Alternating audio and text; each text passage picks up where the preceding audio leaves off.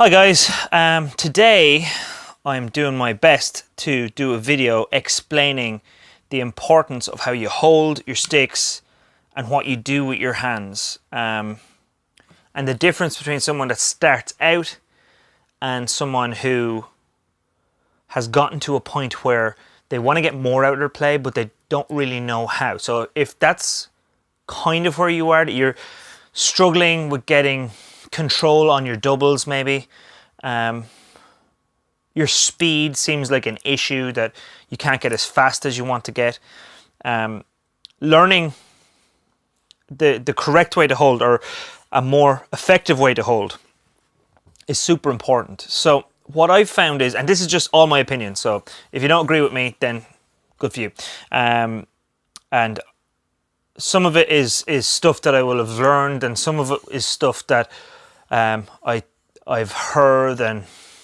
stuff I've made up, and it's really just where my head's at. And if it makes sense to you, then I'm delighted and it's useful. And if it makes no sense to you, some other description will. So don't feel like this is me declaring that this is the one and only way.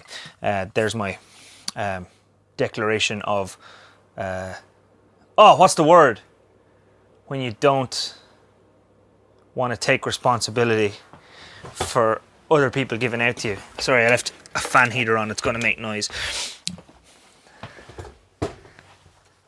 When you... It's like a caveat. Disclaimer. Oh Christ, I'm going to have to edit that somehow. Anyway, that was my disclaimer. Please understand that this is my understanding, and if it doesn't make sense to you, that's okay.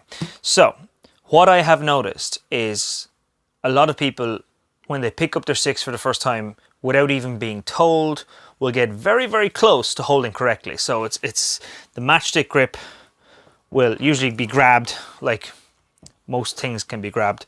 And a lot of what they're doing is correct. They're not holding on the wrong end, and they're not holding in the middle. They usually hold pretty close to, if not up in the hand, they will come down and have a little bit of the stick exposed, which is really what you want. The problems start on which fingers they hold with, and the majority of the time they hold with all fingers.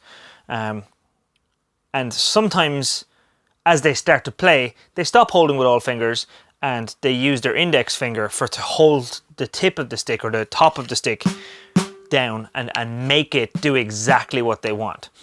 The thing is, a stick is not like your hand. It's more like, the example I use is basketball, because it has this natural ability to bounce, just like a basketball does. If you just take a basketball and you drop it, it will do dump, dump, dump, dump, dump, dump, until it wastes all its energy. Every bounce has a little bit less in it. So that's what our stick is doing. It's using up its energy, and every bounce has a little less energy to give as it spends it into the drum.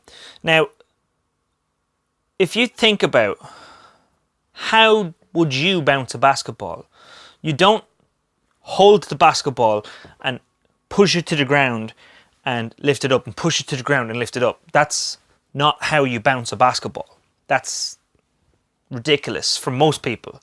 They know by looking at someone bouncing a basketball how to do it. But you think about what's really happening when you bounce a basketball. It's really complex physics. It's the brain calculating how much energy the ball is using on a bounce. And when the ball returns to the hand, adding exactly that much energy back into the ball so that the ball will bounce the full distance down again and spend the energy that was added, and it will come right back up to the hand again. We're able to do this calculation almost in our subconscious. We're not thinking about, and I will add this much force and it will come back, and I'll add this much force. It's all subconscious. So as you see your basketball player just bouncing the ball, they're not using their conscious brain to focus on how much energy they're putting into the basketball. They're thinking about their next move. They're thinking about who am I going to pass to, how am I going to get around this defender. And this is a passive thing that's happening, but it's so detailed that it's actually fascinating that we're able to do that with our brains. And that's kind of what we need to learn to do with our drumsticks. A lot of people start out and they experience this with their sticks, this unruliness, this bounciness, and it's horrible. It's not what they want at all. They want the stick to do exactly this. So they'll do one of two things usually. They'll grab so tight, they'll white knuckle it, and they'll force the stick to only hit once. Maybe they'll use the index finger and that kills the bounce, and then the stick is doing exactly what it's told. I call that Harry Potter finger because it looks like you're casting a spell instead of playing drums. It's a joke that I use with new students to try and get them out of the habit of that, but we don't go into the details of why it's important to learn to control your stick and not choke your stick. So the back fingers can choke your stick by holding too tight when their job isn't really to hold. If you look at that hand, those fingers act more like brakes than they do grapples. They're allowing the stick movement in its own little place there, very much like someone dribbling a basketball. The fingers can come in and give a little bit of energy to the stick. So as you're bouncing, you continue to dribble that stick and add energy to it so it doesn't spend its energy and stop bouncing. Okay, this is detailed stuff, and I'm not trying to confuse you, but you're not going to get this right on your first attempt if you have never tried this before. That's not important. You shouldn't expect yourself to. What you are going to get is an awareness of what you're doing. That is the most important thing that you can get. That as you're trying to do your doubles, that you say to yourself, hey, am I choking these sticks now? Am I playing all with arm and not with wrist? Because your arm can't go fast like your wrist can, and your wrist can't go fast like your fingers can. So if you start to play smarter instead of harder, you'll play better, instead of just forcing yourself into an injury or being tired all the time when you're trying to play. You can't play a 2-hour, 3-hour, 4-hour set and play with your shoulder because it's not possible. You just waste too much energy and you'll hurt yourself. So you got to learn to play smarter. A good exercise for this is to actually use that analogy I used earlier on of the basketball dribbling, and intentionally get your fingers sending that stick back. Do doubles. Watch your arm to see if your arm is moving. Okay, a lot of people, they just can't get out of the habit of moving their arm. So this is where I have to credit two good friends of mine, because we were together for a week of playing drums in Folsom under Mike Johnson, and every morning before we started our day of drumming, we would go for a walk down by the river, by Folsom River. So basically, the two guys I'm going to credit for this are Chris Hancock from Rooster Thrones.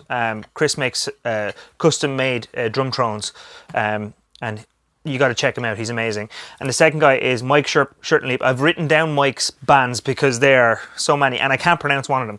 So Flexi Decibel, King Crabapple, Short Haired Domestics, and Delta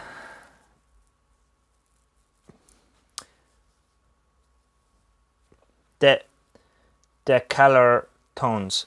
Sorry, Mike. You can. I googled how do you pronounce the name of the band, and I got a load of science references from Wikipedia, but no audio clips of someone saying it.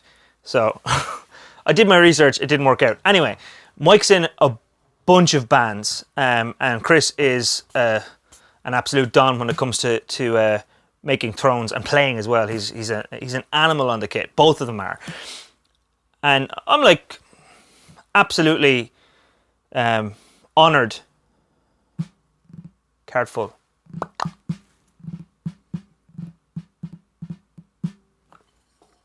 What do I do?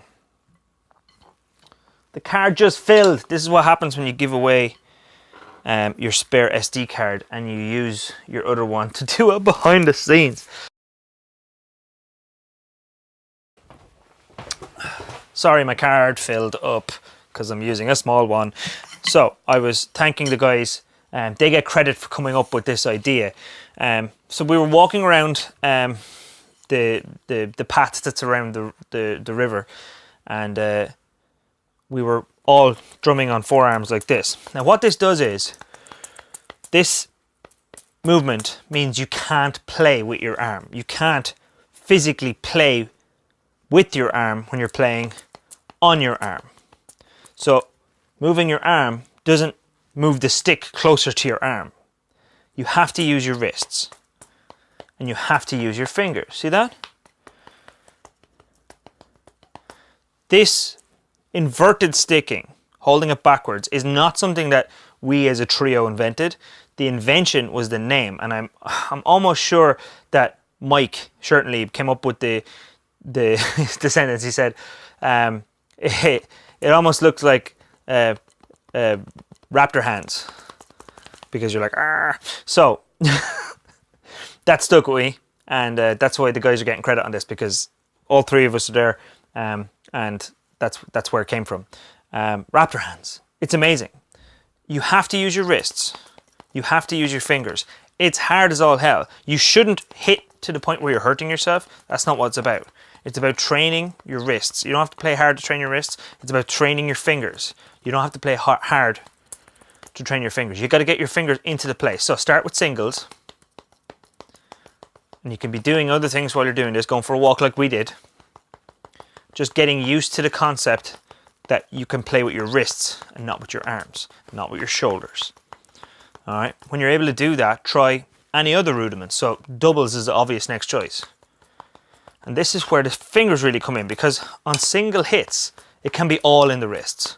On doubles, it's very clunky to do it all in the wrists. So using fingers for the second tap means you can get actual doubles. Now that is something worth practicing. And then you can do your paradiddles.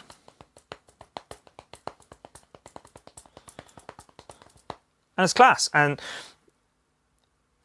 just being around impressive drummers, impressive people like these guys is inspiring.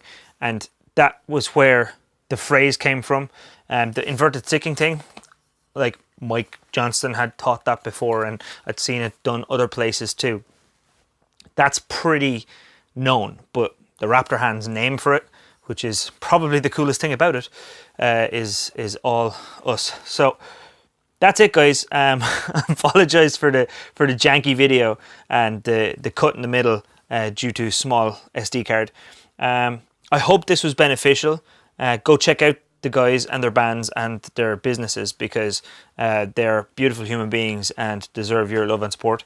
Thank you for watching, and I will see you the next time I pluck up some courage to turn on this camera. Until then, it's Christmas time right now, so happy Christmas, and I will probably see you in the new year, because I'm slow. I'm slow with all this stuff. Thanks for watching. See you again soon. Friend.